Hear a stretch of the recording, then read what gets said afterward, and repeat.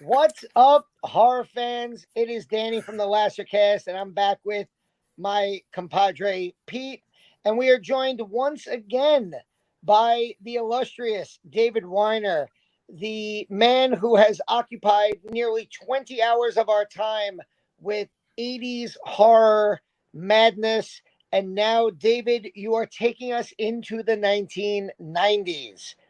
Yes, We are now so more a new decade of madness. Yes, we're so happy to have you back. Um, in Search of Darkness, 1990 to 1994. Uh, Tell us a little bit about it just to start us off.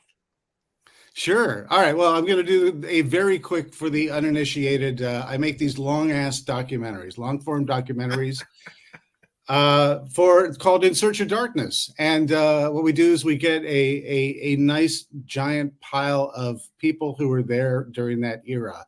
So for the first In Search of Darkness, we did the 80s, and I covered a whole decade, 80 to 89. Each year, number of films we profile, put it in the spotlight.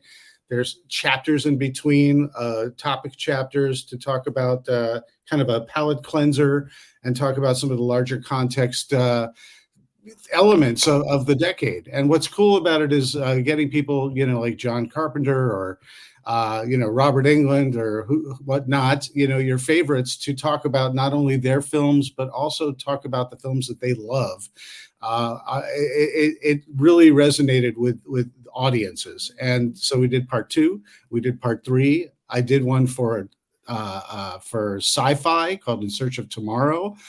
And people said, are you going to keep on going for the 80s? Because I could do that. I could keep on doing that. But there was also a massive contingent who said, let's do the 90s. And I don't know if you guys volunteered to do the 90s or if I had to drag you in to this decade to get excited about it. But we're here to remind you that there's so much cool stuff. And I'll leave it at that. Yeah. I feel like 90s horror is so misrepresented and misunderstood. I feel like a lot of people, especially Pete and my age, we're in our early 40s.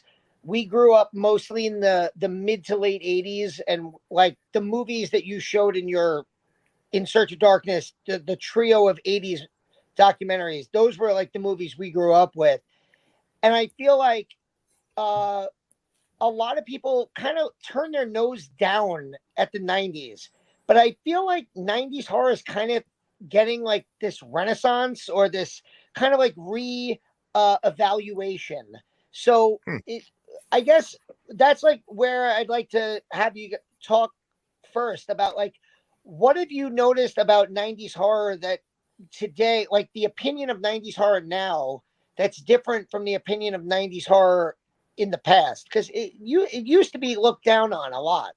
I think it still is. I think a lot of people, it's a knee-jerk reaction to be dismissive about it. And if you sort of think about, well, why? I think people are thinking that this is a decade that it's the 80s are a hard act to follow. The 80s has so much good stuff and so iconic that even in the 90s, a lot of the iconic villains, Pinhead, Chucky, Jason, Leatherface, they all were just like, nah, the 80s might be done, but we're going to keep on going and keep on having sequels. And, Freddy not only died, but he was reborn. I mean, there's so much going on where people say, well, where was the 90s? Because it's populated by 80s icons. So I think it's a combination of they had to share the new villains of the 90s, which we'll talk about, had to share the stage, often with the party that wouldn't end from the 80s. But on top of that, I think it's much maligned because people think of CGI, and they think of CGI that does not age well. And what they choose to, and I understand this completely, I'm like this too. Oh my God, the CG, most of it was really terrible. Jurassic Park, that's awesome. Everything else, oh, it's terrible. Well, this is why we're here to talk about this and make a movie about it. This was the baby steps of a brand new cutting edge envelope pushing technology, starting with morphing in The Abyss and in T2 and Michael Jackson's Black or White video. All of a sudden, people are like, "Oh my God, look at this! This is insane! I want to put this in a movie." And so Mick Garris is all of a sudden putting it in Sleepwalkers, and he puts it in The Stand. But because you've got this 1-2 punch of, I would say, essentially T2, Terminator 2, James Cameron, and so you had Spielberg with Jurassic Park, and Cameron, 92, 93, all of a sudden the entire industry changes. The people are lining up around the block to say, holy crap, did you know that dinosaurs actually do exist and they put them in the Spielberg movie? How did they train them to behave that way? Right. And so every single movie producer and filmmaker said, I want that, but maybe at about a quarter of the cost. Yeah, you know, it's Jurassic and Park, with that laugh, I'll just leave it there because that leads to why it's so disparaged. You had Jurassic Park, Terminator 2, and Lawnmower Man, 3 of the great sci-fi movies of all time. Absolutely. All right. Before Lawnmower Man remains the ultimate punchline, if you return to Lawnmower Man, it's about virtual reality, and if you watch it in the context of the year that it came out, the early 90s, and the technology that we had, which was virtual reality. Now, this is 30 years ago, right? Right. It looks like how it looked 30 years ago. At the time, people had no clue what the hell virtual reality was. They just did not. It was a cool buzzword, but they didn't know what that meant. So this was a movie that was introducing them to a whole concept in a horror film with Pierce Brosnan and a monkey. So a chimp. In full disclosure, I saw The Lawnmower Man in the theaters, and I loved it at the time. And my father, who was a big Stephen King fan, who had read the story, just rolled his eyes while I told him about how much I enjoyed the movie. Well, he's wondering where The Lawnmower Man, the Stephen King story, is in Lawnmower Man, the movie, which has a guy mowing a lawn.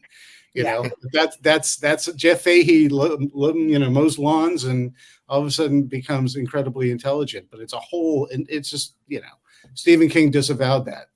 Anyway, but go ahead. Go ahead. No, I was going to say, because we are talking about the digital effects, and you've mentioned Jurassic Park a bunch of times. For me, it's funny because I watched the trailer for this movie, and I thought about all these 90s movies that we could reference. To me, Jurassic Park is actually the scariest out of all the movies that you showed in that trailer that you referenced. And I think it's because of the experience of being in the theater and watching it, especially with the advancements in sound that they had at the time too. And so I was go ahead. That T-Rex roaring, it just shakes you to your bones, especially when you're in the theater and hearing that for the first time. You think, again, it's real. How'd they train that T-Rex to do that? And so I was wondering, is Jurassic Park included in your documentary? It is included in discussion about the advances of CG and how there's not a segment about it. I'm thinking when we do sci-fi, it probably fits better, Right. Much like people are like, why didn't you put Aliens in Search of Darkness? And I was like, well, I kind of plan to do a sci-fi one next, so that it fits better there. But Jurassic Park is front and center in the conversation about this burgeoning technology that everyone wanted to emulate. And the problem was, it was all of a sudden such a sea change, a seismic change in the industry during that decade, that all of a sudden everyone wanted that. And to the law of diminishing returns based on how much money and time people had in that. So, talking about the topic chapters we discuss in this movie, one of the chapters I'm really proud of is talking about what it was like during that time for filmmakers embracing it, but also having to contend with it. Robert Kurtzman, a practical effects genius. He's the guy who directed Wishmaster, and he came up with the story for From Dusk Till Dawn. He's worked on every single movie with K&B, Greg Nicotero and Robert Howard Berger. he noticed an amazing change right away with the amount of time people had to prep for movies, because all of a sudden people said, "Oh my God, we'll just change it in post, fix it in post, we'll fix it in post." Filmmakers like Alec Gillis and Tom Woodruff Jr. Sorry, I'm thinking Bob Woodward came to my brain. Tom Woodruff Jr. They're infamous for making these amazing practical effects for the Thing prequel, which is in the 2000s. That's 2011. But they were outvoted by CG, and a bit of their work ended up on screen, but the majority of it was now railroaded by really bad CG for less money, because the producers thought that was a better idea, better than Rob Bottin could do, they thought. So they said, we'll just do it in CG. So collectively, over the course of decades, CG has really gotten a bad name, and it all started in the 90s. And so to answer that first question, people think of the 90s and they're like, it's dismissive. And I just want people to recognize that there's so many cool practical effects films. There's so much creativity. And we have Tim Baum, the star of Dead Alive, aka Brain Dead, in our movie, who I talked to in New Zealand, talking all about working with Peter Jackson and being part of this. But that is the ultimate practical effects film. Oh yeah. And yes, that is the coaster that is on my table right now. I might as well just ask you about Dead Alive, because like when people like I'm friends with a lot of Lord of the Rings like super fans, and I'm like, well, I mean, they're great and everything, but they're no Dead Alive and the Frighteners, and we always get into like kind of like funny arguments. But like what was the discussion like about movie? Like you spent with your 80s documentaries, you did one entire one that's almost entirely, I feel like, about like foreign horror of the 80s. Mm-hmm. So like to me, the CGI of the 90s was almost like an American thing, but like there was still a lot of great foreign horror movies coming out in the early 90s, Dead Alive being one of the many. So like how deep do you go into that? Well, first off, I'll say I think when people remember the first In Search of Darkness that came out, I made a real tough decision just to keep it North American films. But then when we got to do part 2, then I was like, freedom, and I went Italian, and by the time I got to part 3, I was Asian horror and Mexican horror and lots of great stuff, even Canadian horror. That's really foreign, and. But my point is, I kind of learned from that, where the audience who enjoys these films, these documentaries In Search of Darkness, really loves the wide variety of really high budget, practical micro budget, DIY, really low budget stuff, foreign and domestic. Everyone wants a beer from somewhere around the world, not just their local brewery. And so I definitely changed it up a little bit this time around to accommodate films from, Italian films, Spanish films, Australian films, New Zealand films, American films, and so on. It's a real wonderful buffet that we've got going that reflects, again, this insane amount of creativity.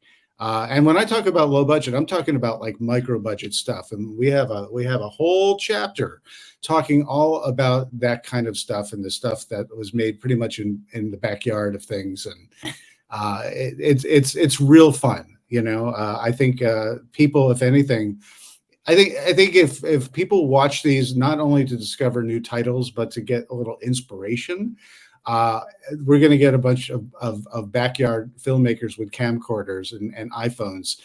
Right when this movie ends, they're going to race to their backyard and dump blood on their pals and put a movie together. You were talking about how you kind of learned a lesson from, doing In Search of Darkness, the 80s movies that you did. I was wondering, like, since you're starting with a new decade now, is there anything that when you were making this film, you're like, oh, I had wished I had done this when we were making In Search of Darkness, and now I'm going to do it for this decade? Like, is there anything besides that lesson that you learned that you've changed up?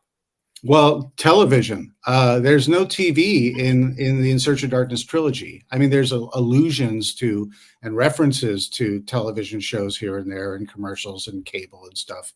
But my first quandary, as soon as I said, yeah, absolutely. Once I sort of revisited the '90s in terms of like, is this something we really want to revisit? And I looked at all the movies that came out. I was like, oh my God, it's a crime not to revisit so many of these and remind people the fun stuff that's there. And then the first thing that popped in my mind in terms of like, oh man, is Pennywise and Stephen King's It, the miniseries. Right. And I just thought, well, now I've got to cheat because you can't not have Pennywise, but I don't really do television. And the reason why I don't do television, at least in the first trilogy and in Search of Tomorrow, was there wasn't room. There was just so much to cover. You're all over the map. But this time I said I need to make some exceptions. And so I very much embrace horror on television, whether it was, the X-Files or even, tangential, sort of, Twin Peaks, for example, or something like that. Or Gateway, Are You Afraid of the Dark? And, Erie, Indiana.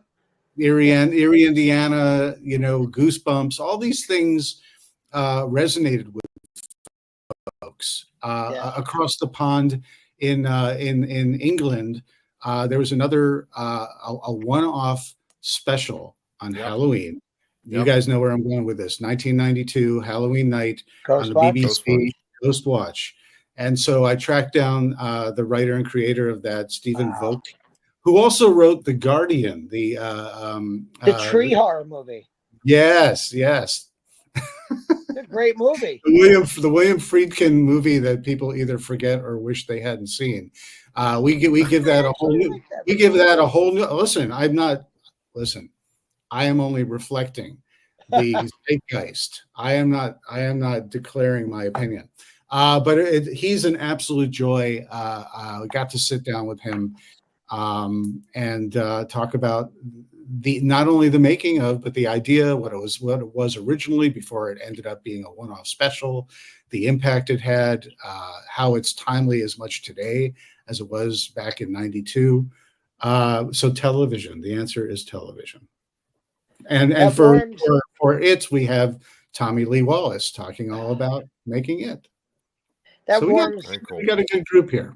Warms my heart a lot, because that, I feel like, as much as the horror movies that I watched in the late 80s, it was the idea of staying up till midnight to watch Tales from the Crypt on Fox, where like that was like event television for me. The X-Files, like you said.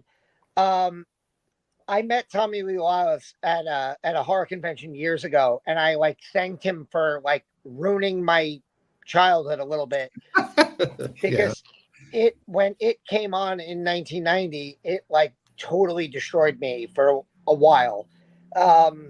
Can I interject with that? Yes, one of the great guests that we have, of so many great guests, is Mike Flanagan.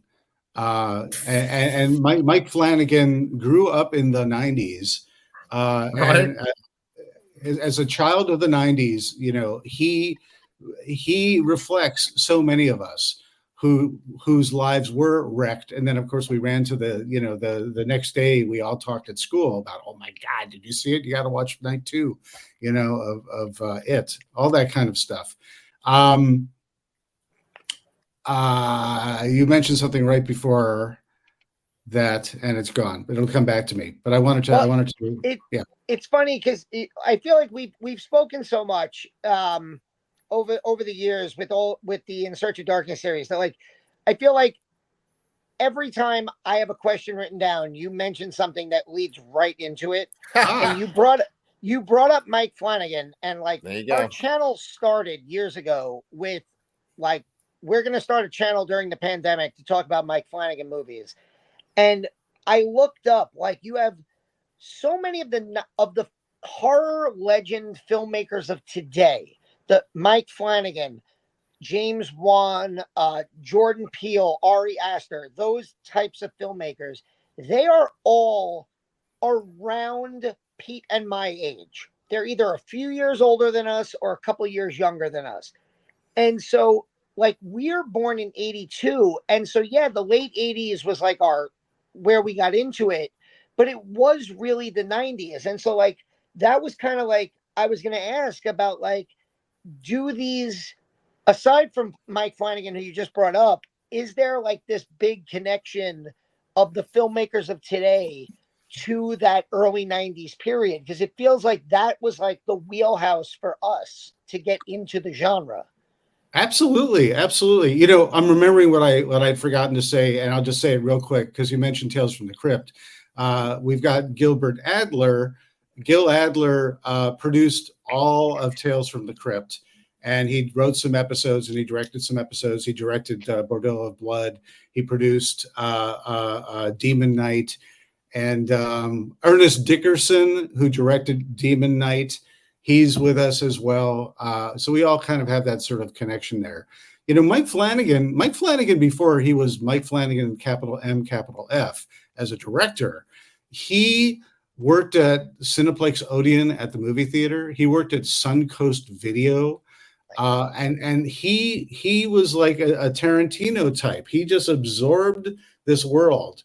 It's like, if I, you know, the first thing I could do is get a job in this field tangentially, I will absorb by osmosis, and I will just get as much of it as I can. And so another one of the contemporary folks we've got is Akela Cooper, screenwriter of Megan, Malignant, Yeah. She, oh my gosh, she has her enthusiasm is infectious. I mean, I remember when I reached out to her, she responded right away. Hell's yeah! When do I come? When do I show up? She was so excited because the 90s are her jam.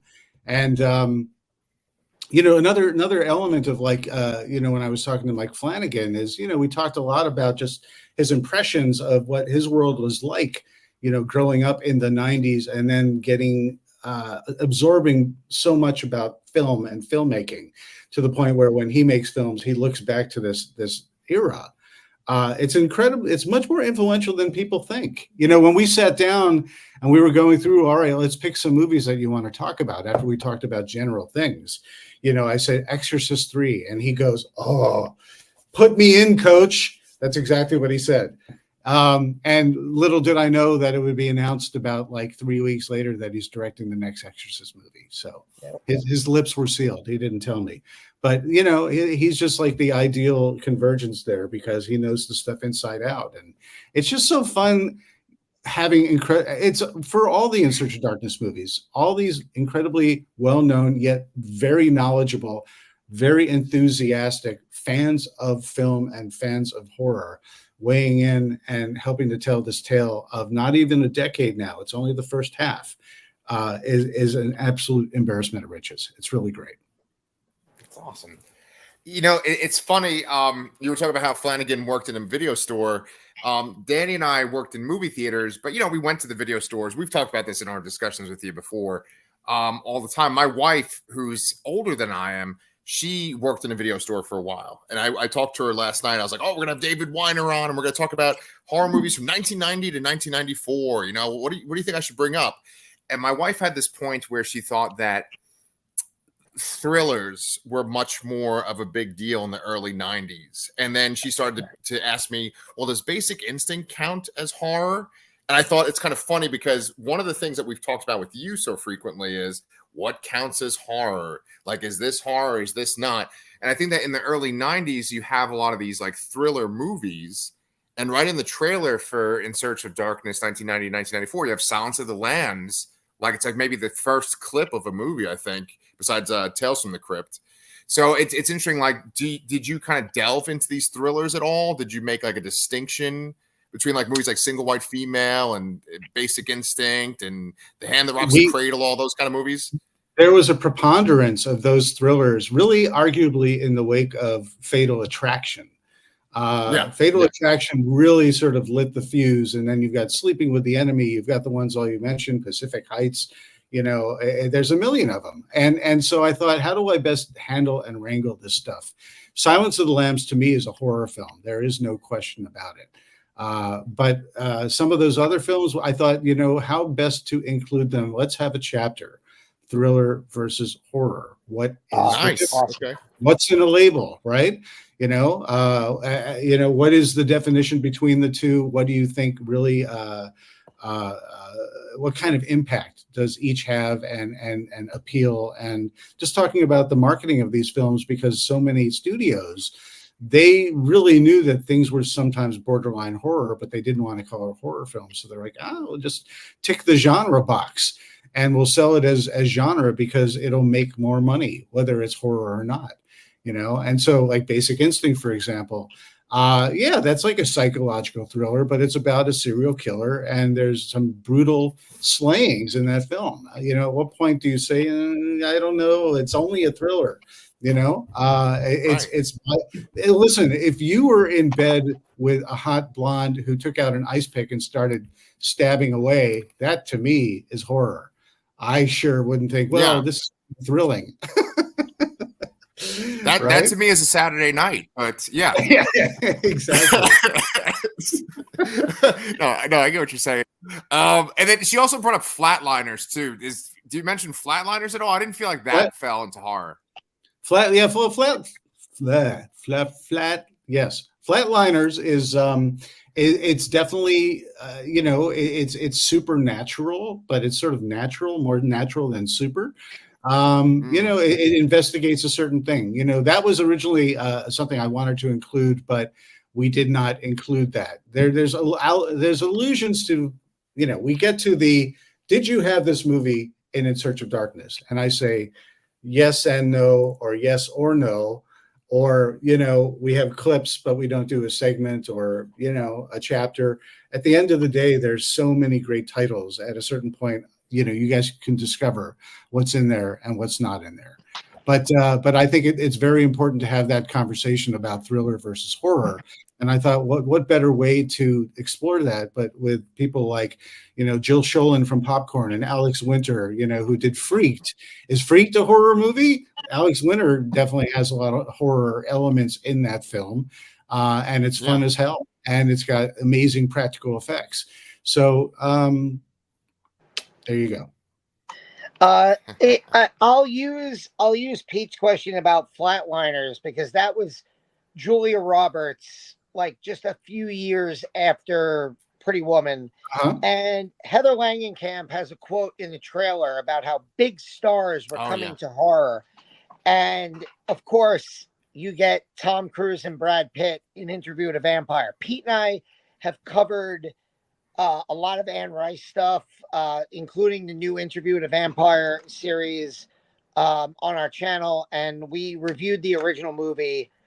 And it is kind of crazy that like Tom Cruise was one of the biggest stars in the world back then. And then here he is as a vampire in Interview with a Vampire. So like, what do you think it was that drew like these, like when you went through 16 hours of 80s horror in your documentaries.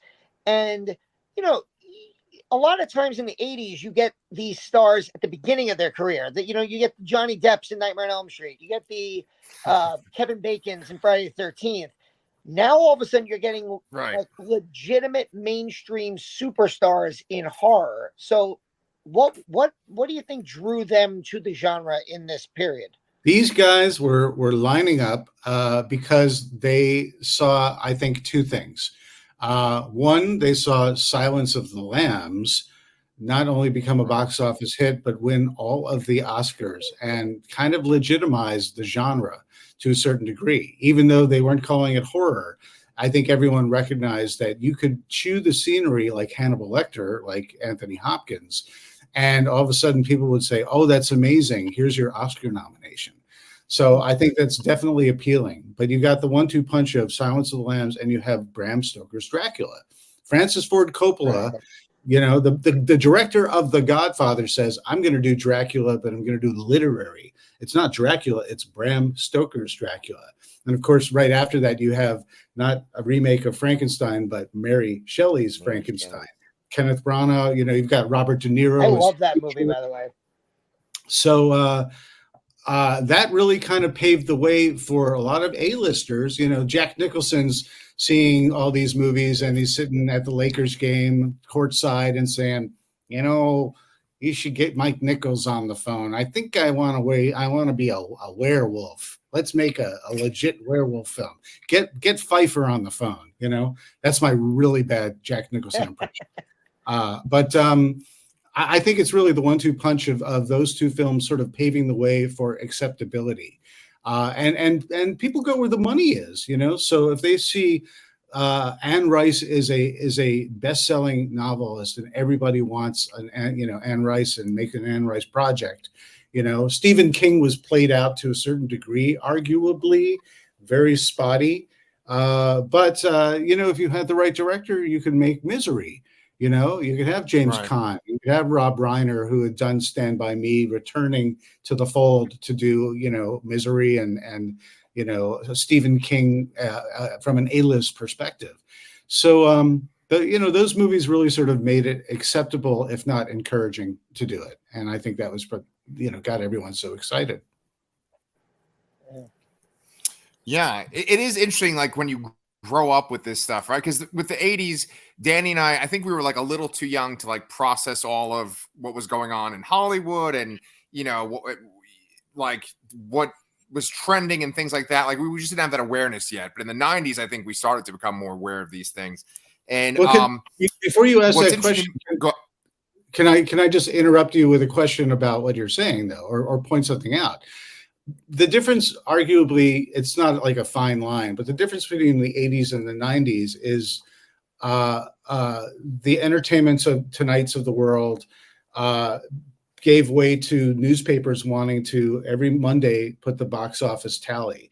You know, Premiere Magazine, you know, Entertainment Weekly magazine. This stuff was something that you could read about and follow and be knowledgeable about. Much more in the 90s as just a genre, a Hollywood thing that you could follow.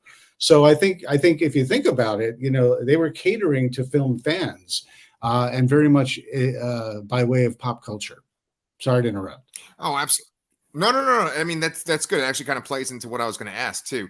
And I think that, like, in our American culture in general too, there became this like obsession with sensationalism and like crime. And, you know, this documentary, the time frame is like a little bit after the Menendez brothers murders. It's a little bit before the JonBenet Ramsey disappearance. And like the O.J. Simpson murder, I think, is like right at the end of this time frame, where it's the murder, not necessarily the trial.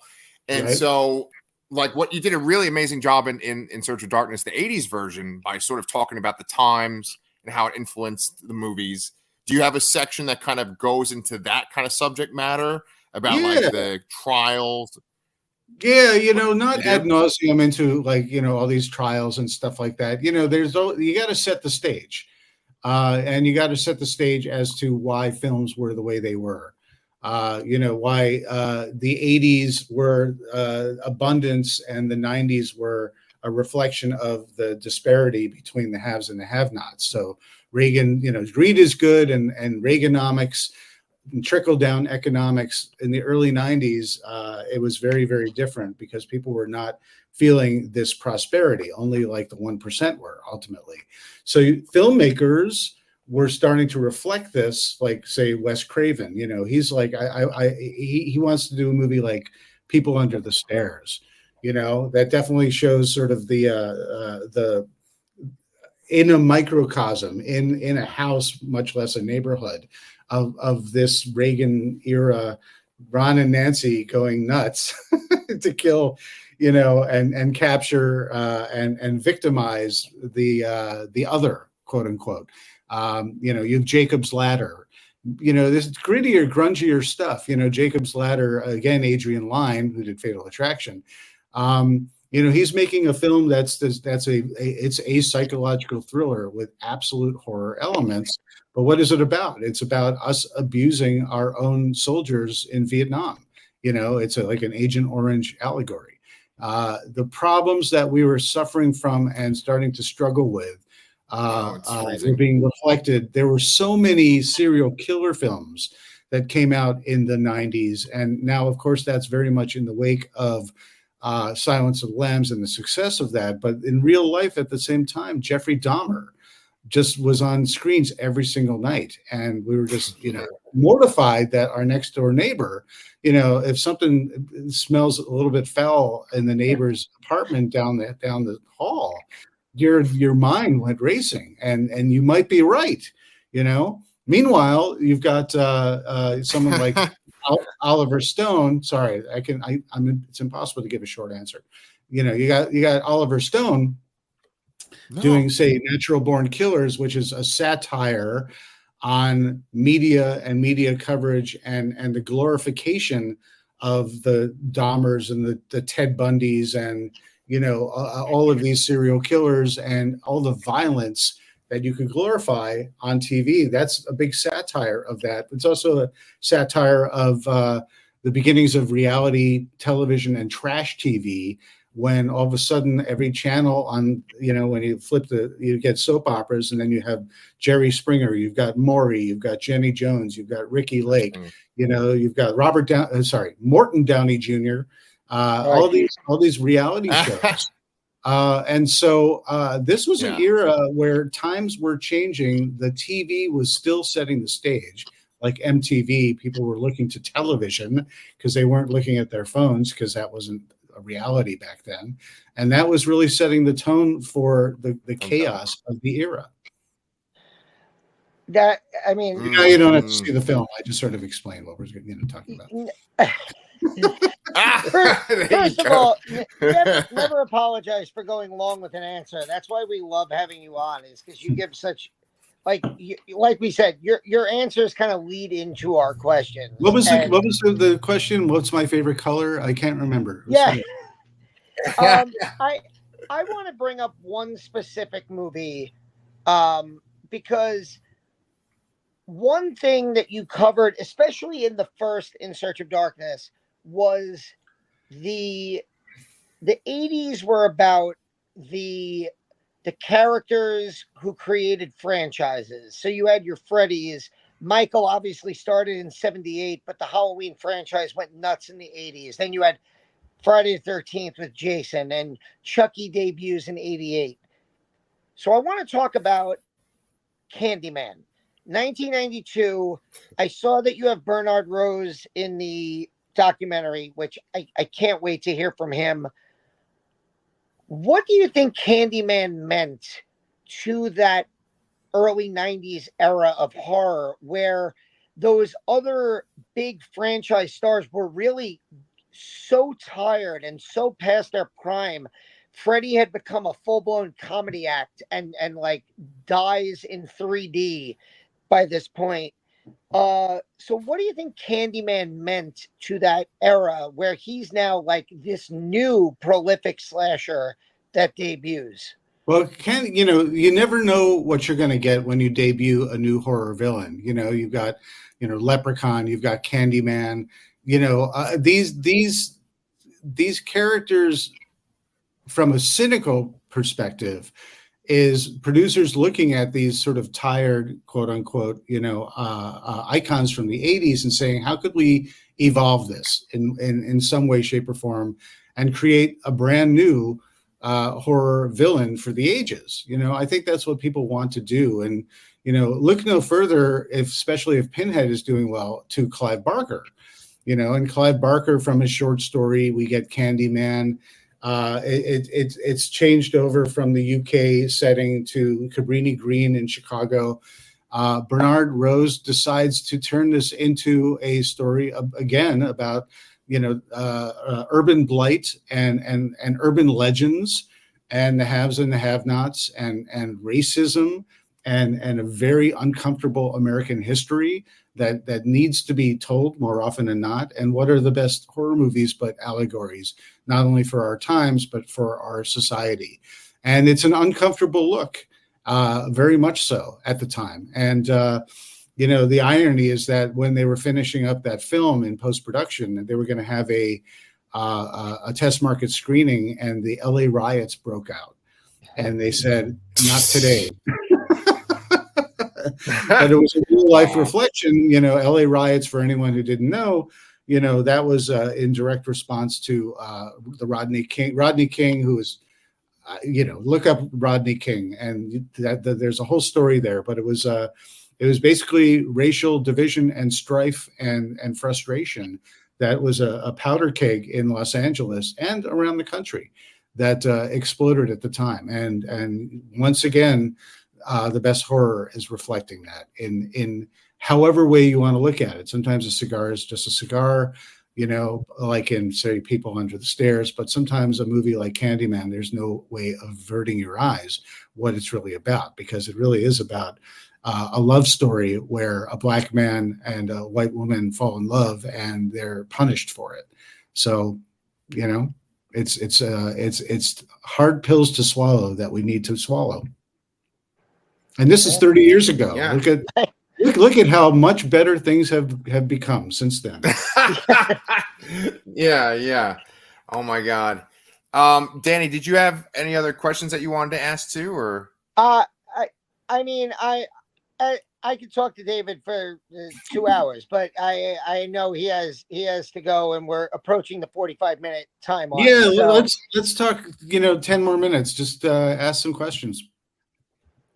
I guess. Okay. The one question I wanted to know, just in the span of your 80s documentaries, you did full decades. And then you did a sequel and a part 3. What made you decide to split the 90s in half, where, okay, we're going to just do 90 to 94 and do the first 5 years? Was there something like, why didn't you just do the full decade? Or well, it takes a lot. It's a good question. It takes a lot to really tackle a whole new decade. And when you're interviewing all these folks for the first film in the decade, of those films, it's a huge amount of work to sort of create the groundwork to cover 10 years of movies. So it's a lot of work for us, for our team. It's a lot of work for me. It's a lot of work for our team. And Robin Block and I talked about it. Robin Block, the CEO of Creator VC, who says, David, let's do the 90s. And I say, yes, sir. When, sir? Let's do it now, sir. It's my pleasure to do it. And we kind of thought we could sort of do something twofold with this. One, we could make it a little easier on ourselves and sort of do it in 2 parts. The movie wouldn't be as long, but the idea was also we would be doing more in each year, so we could fit in television. We could fit more films, because when you have 10 years, you got to do it mathematically. If you have a 4+ hour movie, each year you can only have 7 to 10, maybe 12 movies if you do really short segments. But at the end of the day, you can't fit as many titles in, and so many slip through your fingers. But me being me, like, it's, leopard can't change its spots, and I said, well, Robin, can I still make like a 5+ hour film? I was going to ask you, because if you split it in half, does that mean it's only going to be 2.5 hours? But apparently we're still getting the full 4.5.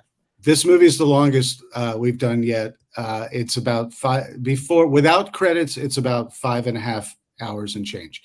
So it's with credits, ultimately rounding up, it's going to be about a 6-hour film. So it's the longest, and I gave it the most that I could. And I know everyone loves more bang for their buck. And so each year, what's really great about it is now I can fit in more movies each year over 5 years. And so in essence, it's almost like 2 movies. I don't know. You do the mind math, In Search of Darkness 1, and then part 2 and part 3, because each time we just sort of go back to the beginning and then go through the decade. This is essentially like chock full of 2 films in one. Awesome. So it's interesting, like with your talking heads that you interview, right, for your movies. I noticed there's people from the previous movies, and then I also see like kind of like overlap with the Shudder documentaries that Danny and I sometimes cover too, like Horror's Greatest, 101 Scariest Horror Movie Moments. You know, Alex Winter is in both of these. David Dastmalchian or whatever, he is in both of these. And it's interesting because, I mean, Alex Winter literally is, like, one of his movies is in this documentary, but I don't think David Dastmalchian is in Hollywood at this point at all in the 90s. No, yeah. The first time he shows up is essentially Dark Knight. Dark Knight. Yeah, yeah. So I guess what I was wondering was, when you're picking the talking heads, what makes the person the most appealing to you? Is it like their availability, their their ability to kind of talk ad nauseum about a certain topic, their passion? What makes a talking head appealing for In Search of Darkness? No, that's a good question. You know, I want to go straight to Alex Winter. Yeah, Alex. First of all, Alex is an incredibly intelligent guy, and the first time, and I don't think anyone questions that at all. But those who don't know him and know, you know, from Bill and Ted, and they think he's, you know, a well-meaning buffoon, you know, like Bill and Ted. But he's not like that at all. He's incredibly erudite. He's incredibly smart. He's incredibly down to earth. And I discovered that right away when I first met him. I was writing for Hollywood Reporter for an anniversary piece on Bill and Ted. And I was just like, oh my God, I got to put this guy in the first In Search of Darkness, because of course he's in Lost Boys. And he's just incredibly knowledgeable about film. He's a film student. They went to NYU. So you come to the 90s, and, you know, when I'm talking to him for the first In Search of Darkness, and I talked to him for In Search of Tomorrow, for, of course, Bill and Ted and all his favorites and stuff like that, all I could think of was like, boy, it's a crime we can't talk about Freaked, because that's in the 90s. So should I just not give Alex a call and say, hey, buddy, do you mind coming back for one more? You know, there's a certain amount of, I've established a nice relationship with these folks who, you know, whether it's Heather Langenkamp or Mick Garris, you know, Alex Winter, they had a lot of great work in the 90s. And so, you know, I'm wary sometimes of having, you know, I wanted to sort of draw a very clean line between the 80s and the 90s. But the reality is the first half of the 90s feels like the 80s, just the party wouldn't end. So who better than to bring in the voices that were, you know, Mick Garris really got his start. He didn't get his start. Sorry. He really found his momentum, you know, doing Sleepwalkers and doing The Stand, the Shining miniseries. You know, he did Psycho 4, the beginning, so many good things. So to answer your question, what makes a good guest? A good guest is first someone who wants to be there voluntarily versus dragging them in saying, why do you care? There's still plenty of people who say, why do you care? No one cares.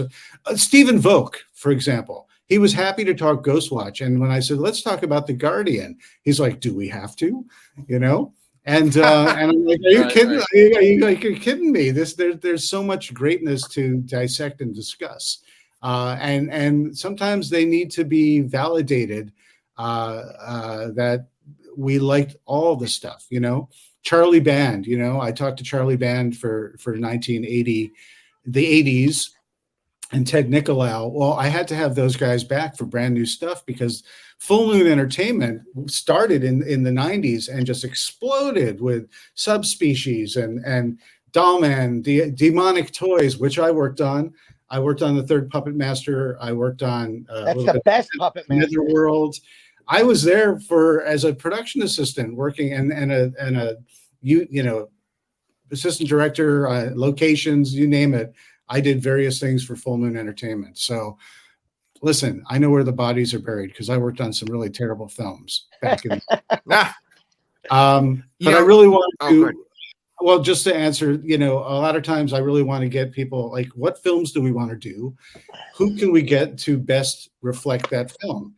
You know, and you reach out to all sorts of people, but at the end of the day, if you get one solid person who's a voice for a film or multiple films that decade, that is the best economical way to sort of spread out all across the bread so every bite has a delicious piece of jam, if you know what I mean.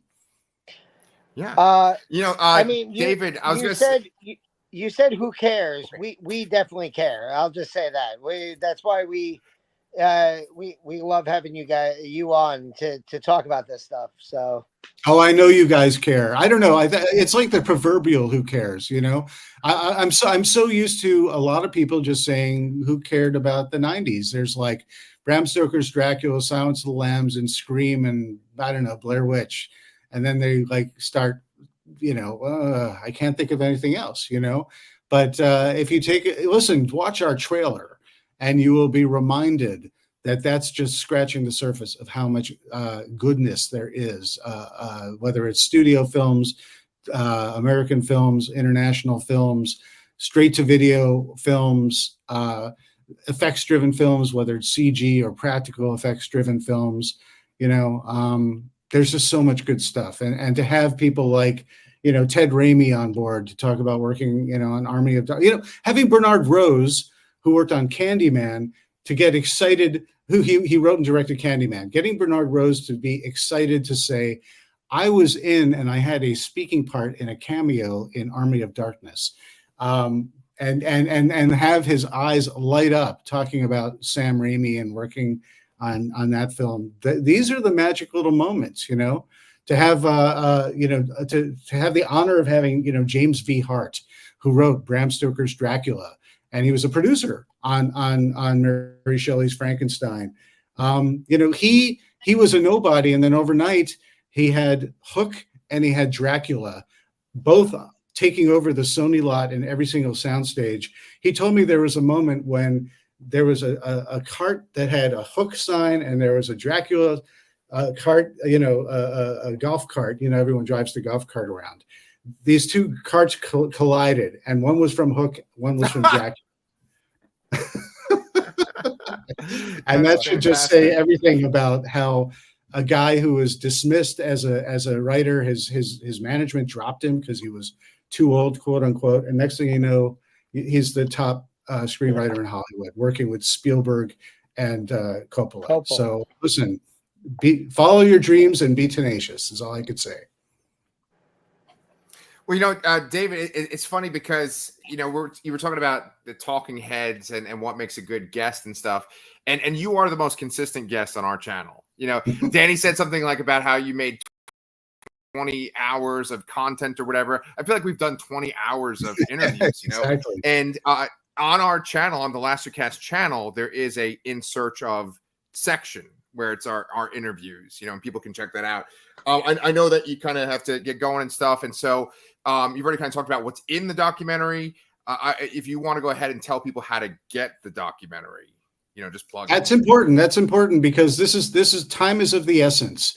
Between now and October 31st, you need to go to 90shorrordoc.com, 90shorrordoc, and then you could see where you get all the cool swag, all the stuff with the film. Arguably, most importantly, other than the film, you get your name in the credits. You could put Lasercast, you could put your own name, you could put your dog's name, you could put your band name. But the most important is that you are alongside the likes of John Carpenter, Heather Langenkamp, Doug Bradley, you name them. They're in this movie, and you get to have your name along them in the credits. And so what'll happen is it's a pre-order.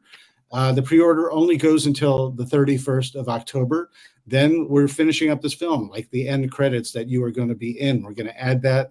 You get the digital copy at the end of November, and then you get your physical copy they start shipping at the end of December. So you get it then or beginning of January. But the most important thing is a lot of people are like, oh, well, I'll catch it on streaming. How do I get it on streaming? And the thing is, ultimately, this is a passion project. It's a labor of love. You will never be able to get a physical copy other than from us, and we don't sell it all year long. We do them in batches. So if you want your name in the credits, you want to support independent artists and independent filmmaking, this is the way to go about it. And even when it does eventually end up on streaming, and I don't know when or where, streaming is fleeting. and you'll notice some of the stuff went to Shudder, and it's no longer there. Yet, if you bought it, Yep. especially if you have your name in the end credits, you could just reach at any time, especially in October, spooky season, when you want to get those ideas and say, oh, I don't know what to watch. Let's start with In Search of Darkness and get some ideas. You will be the envy of all your friends because you will have that physical copy. I have like a collection. You can't see it. It's in that corner behind me, but I have like a stack of all the In Search of with my name and then the Last Cast name in the credits. And now I just want to finish by saying I have to interject real quick. You don't have the In Search ofs with Leonard Nimoy because they didn't put your credits on those. Okay. That's a bad joke. All right. As far as it being streaming, this is like isn't this the anniversary of the original In Search of Darkness? And I believe it's available for free on YouTube. It was. So okay. So the 5th anniversary was October 6th when we had the world premiere at Beyond Fest in 2019. And so we had a 24-hour treat. We're like, how can we give back to the fans and celebrate? So on Sunday, the 6th, we ran it for free on YouTube on a loop. And it was really fun because we had a whole community of people. At any given time, there were 350 or 450 people watching at the same time. And, you know, I'd drop in every now and then and talk with people and answer questions like a Reddit AMA. Nice. So you missed your chance, but I got to tell you, if you go to our socials, it's still 80s horror doc. It's not 90s because you change your social, you got to start from scratch again. So go to at 80s horror doc, either on Instagram or on Twitter, X, or Facebook. No promises, but it might happen again before the end of the month in celebration of our current campaign and, you know, spooky season and whatnot. And 90shorrordoc.com to pre-order the 1990 to 1994. David, as always, it was great to talk to you. And as always, I know for me and Pete, we cannot wait to see the new documentary. And I'm sure that once it comes out, we would love to talk to you again. And I'm sure we would love to talk to you again about 1995 to 1999. I'm just imagining that might be coming sometime soon in the pipeline. That might be coming a year from now if all goes as according to plan. Last I'll say is that by doing all these interviews for part 1, I'm laying the groundwork for part 2. So every interview I do, we talk about the decade. So, you know, for example, I'm sitting with John Carpenter. If you guys are hoping to see In the Mouth of Madness, you will check your IMDb and you'll see, oh, it's 1994. But if you really check, you'll see the release date is early 1995. Okay. So it's something to look forward to.